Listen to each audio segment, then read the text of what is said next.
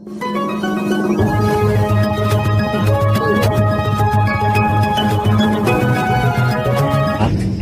Time पे मारेंगे, नहीं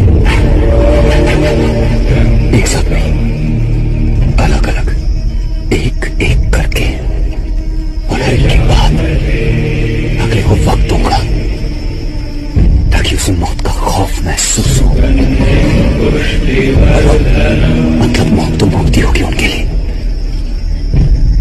इतनी आसानी से छुटकारा नहीं दूंगा।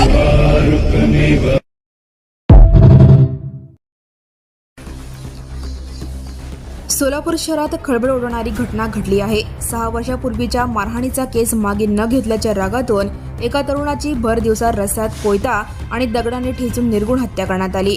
आरोपींनी हत्येच्या अगोदरच एका चित्रपटातील धमकीवजा डायलॉग स्टेटस म्हणून टाकला होता। ही धक्कादायक घटना सोलापूरच्या 70 फूट रोड परिसरात घडली। रविवारी 3 मे 2026 रोजी सकाळी ही घटना घडली। मृतक सुरेश कृष्णा श्रीराम वय 35 राहणार रफिकनगर एमआयडीसी हे आपल्या दुचाकीवरून जात असताना आधीच दबा धरून बसलेल्या 6 जणांच्या टोळक्याने त्यांची दुचाकी अडवली आणि खाली पाडले। त्यानंतर आरोपींनी कोयता, काठी आणि दगडाने त्यांच्यावर सपासप वार केले। डोक्यात दगड घालून त्यांची हत्या करण्यात आली। हल्ल्यात सुरेश यांचा चेहरा चेंदामेंदा झाला होता। आरोपी घटनास्थळावरून दुचाकीवरून फरार झाले।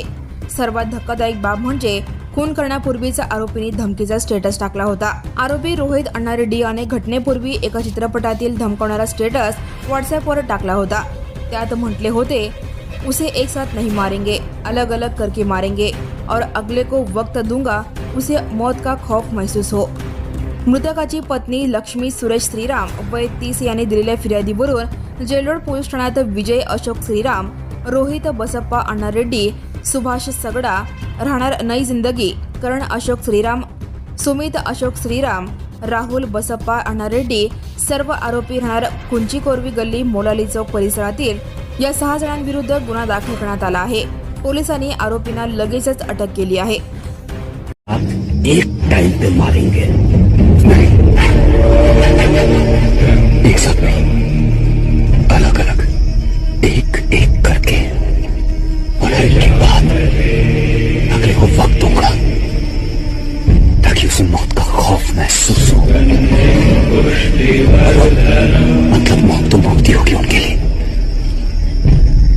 इतनी आसानी से छुटकारा नहीं दूंगा। Now and press the bell icon. Never miss a